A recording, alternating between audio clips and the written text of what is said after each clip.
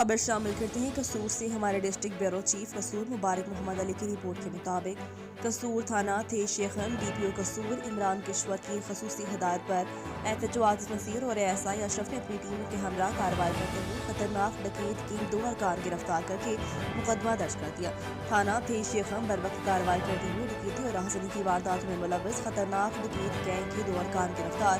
ملزمان وقار احمد عرف قاری عامر سہیل کے قبضے سے 2 عدد پسٹل، 30 بور، 7 ضرب ناجائز اسلحہ سمیت 1 عدد بلا نمبری موٹر سائیکل ہونڈا CD 70 برآمد ہوئی۔ ایس ایچ او تھانہ شیخ آصف نذیر کا کہنا تھا کہ ملزمان نے وقار عرف قاری وغیرہ موٹر سائیکل کے اوپر سوار ہو کر وارداتیں کرتے اور دہشت کے عامل بنے ہوئے تھے۔ ملزمان تھے شیخن اور اس کی درواہ میں راہزنی کی موت وارداتوں کا انکشاف کیا۔